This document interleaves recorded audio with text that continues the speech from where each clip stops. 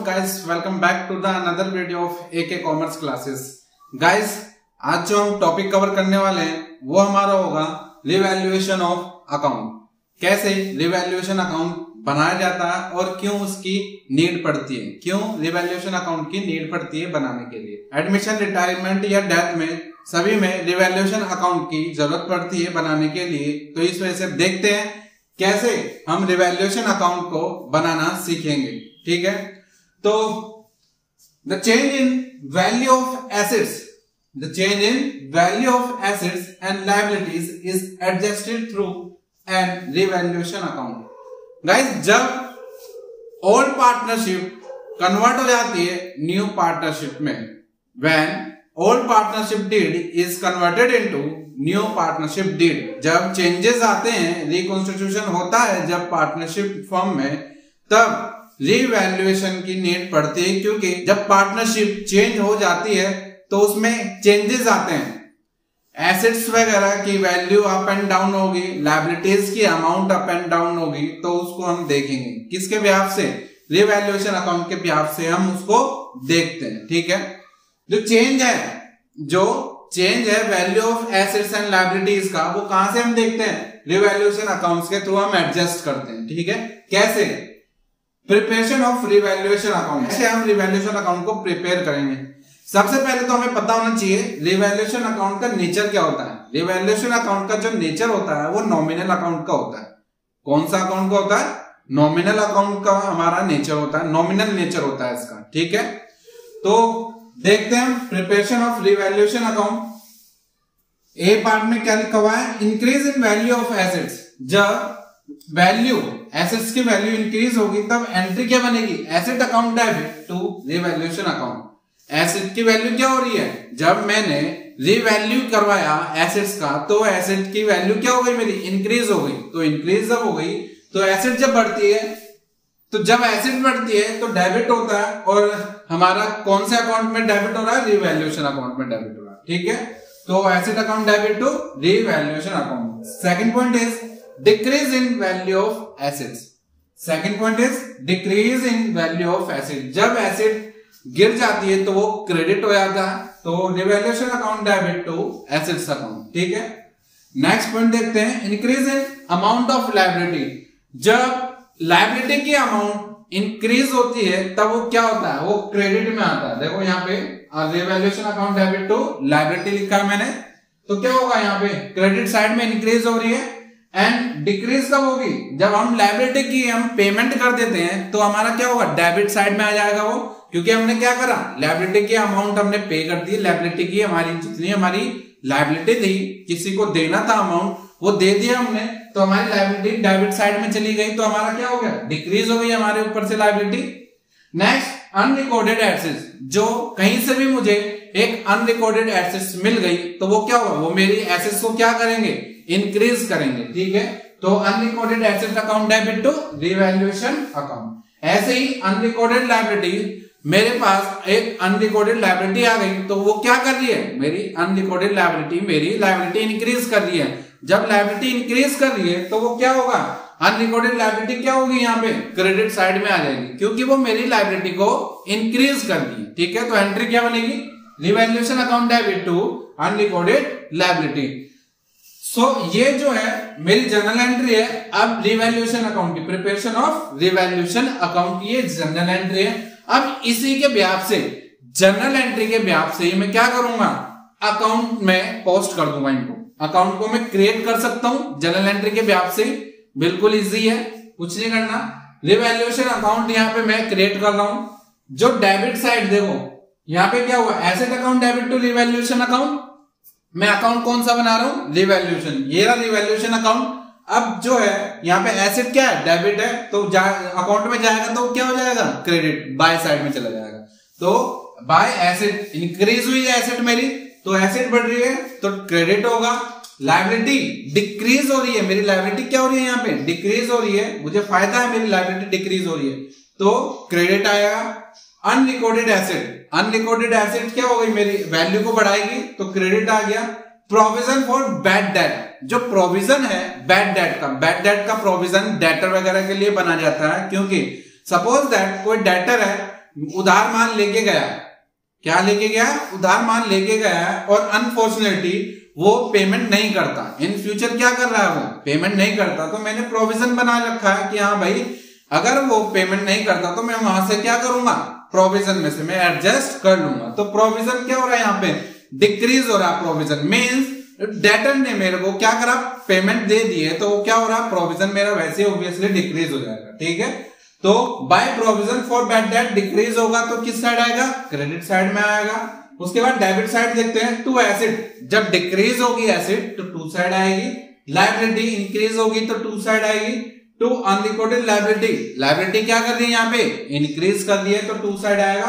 Provision for bad debt, मेरा provision जो है बैड डेट का वो इंक्रीज हो रहा है तो डेबिट साइड आएगा। डेबिट एंड क्रेडिट करने के बाद जिस साइड में भी हमारा ज्यादा आएगा, सपोज दैट मेरी क्रेडिट साइड कम ज्यादा है और डेबिट साइड जो है कम है, तो डेबिट साइड में बैलेंस आएगा, उस बैलेंस को क्या कहूंगा मैं, प्रॉफिट ऑन रिवैल्यूएशन अकाउंट। जो मेरे रिवैल्यूएशन अकाउंट का बैलेंस आया है डेबिट साइड में, उसको क्या कहूंगा मैं, profit on revaluation account. Transfer करेंगे हम उसको कहां पे, कैपिटल के अकाउंट में। जो हमारे पार्टनर्स होते हैं उनके कैपिटल अकाउंट में इस प्रॉफिट को हम क्या करेंगे, डिस्ट्रीब्यूट करेंगे all partner in all ratio. ऐसे क्रेडिट साइड में अगर लॉस हो जाता है, मींस डेबिट साइड की अमाउंट ज्यादा आती है और क्रेडिट साइड की अमाउंट कम आती है, तो ऑब्वियसली मुझे क्या होगा, क्रेडिट साइड में लॉस होगा, तो उस लॉस को मैं ट्रांसफर करूंगा पार्टनर्स के कैपिटल अकाउंट में। ठीक है, in all ratio all partners. ठीक है गाइस, तो होपफुली आपको ये सब समझ में आया होगा, मीनिंग भी कर लिया हमने, इसका कैसे प्रिपरेशन करते हैं, कैसे प्रिपेयर करेंगे रिवैल्यूएशन अकाउंट, और रिवैल्यूएशन अकाउंट के ब्याज से मींस इस जनरल एंट्री के ब्याज से हमने रिवैल्यूएशन अकाउंट को कैसे बनाया, ये भी आपको अच्छे से समझ में आ गया होगा। सो आप इसको नोट करें, फिर हम फर्दर एक क्वेश्चन करके देखेंगे इसका। सो गाइस, होपफुली आपने वो नोट कर लिया होगा और आपको अच्छे से समझ में आ गया होगा। अब चलते हैं क्वेश्चन करते हैं। क्वेश्चन जो हम करेंगे वो करेंगे टीएस अग्रवाल 2021 एडिशन से। देखते हैं कौन सा क्वेश्चन करेंगे। क्वेश्चन नंबर 46 क्वेश्चन क्या कह रहा है देखते हैं। Pass entries in the forms general for the following on admission of a partner. यहां पे क्या करना है, जनरल एंट्री पास करनी है, वन बाय वन करते जाते हैं। ठीक है, पहली जनरल एंट्री कह रहा है machinery be reduce by 16,000 and building be appreciate by 40,000। तो सबसे पहली एंट्री देखते हैं क्या होगी, जनरल एंट्री। क्वेश्चन नंबर 46, सबसे पहली जनरल एंट्री क्या बनेगी, यहाँ पे मशीनरी क्या हो रही है, रिड्यूस हो रही है, तो रिड्यूस जब होगी तो टू साइड में आएगी, तो क्या होगा यहाँ पे, revaluation account debit to machinery account. कितने से, 16,000 रुपए से। ठीक है, दूसरा पार्ट क्या कह रहा है इसका, ये ए पार्ट हो गया, ये बी पार्ट। अब क्या कह रहा है, बिल्डिंग एप्रिशिएट हो रही है, मींस बिल्डिंग की वैल्यू अप हो रही है, building account debit to revaluation account. कितना, 40,000 रुपीज। ठीक है, सेकेंड एंट्री देखते हैं। सेकेंड एंट्री क्या कह रहा है, अ प्रोविजन बी क्रिएटेड, एक प्रोविजन बनाना है, कितने का, डाउटफुल डेट का 5%। डेटर की अमाउंट कितनी है, 80,000 रुपए। तो यहां पे क्या हो रहा है, प्रोविजन हम बना रहे हैं, मींस प्रोविजन बढ़ रहा है। जब प्रोविजन बढ़ेगा तो हमारा किस साइड आएगा, टू साइड में। ठीक है, तो revaluation account debit to provision for doubtful debt. कितना, 80,000 का 5%, मीन्स 80,000 का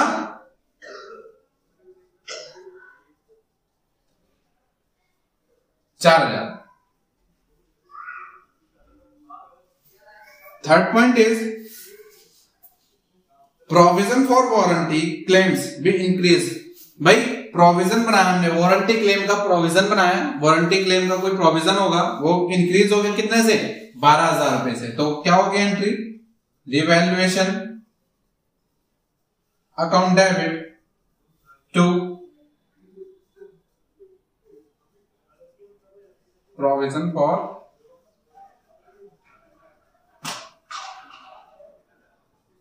वारंटी क्लेम। कितना? 12,000।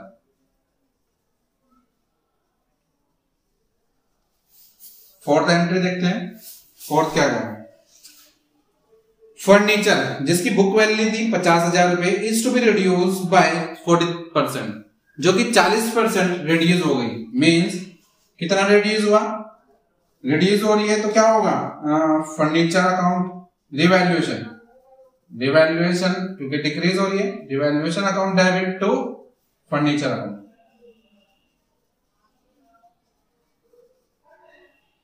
पचास हजार का 40% कितना हो गया? 20,000।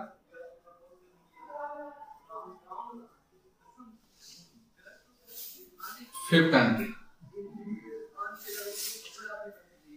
फर्नीचर जिसकी बुक वैल्यू थी 50,000 is to be reduce to 40%, 40% तक रिड्यूस हो गया। मतलब कि रिड्यूस कितना हुआ? 60%।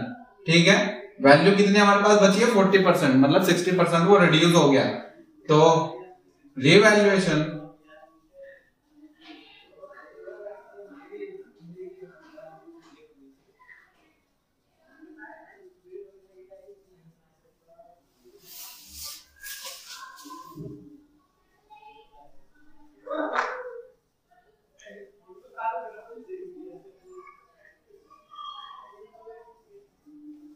$30,000।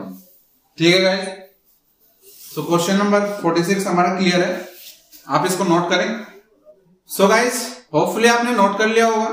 इजी है, रिवैल्यूएशन अकाउंट बनाना बहुत ही इजी है, और इसकी जर्नल एंट्री पास आउट करना और अकाउंट को क्रिएट करना बहुत ज्यादा इजी है। ठीक है, वीडियो को एंड करते हैं। वीडियो अगर अच्छी लगी है तो वीडियो को लाइक करें, चैनल को सब्सक्राइब करें एंड शेयर करें। Thank you.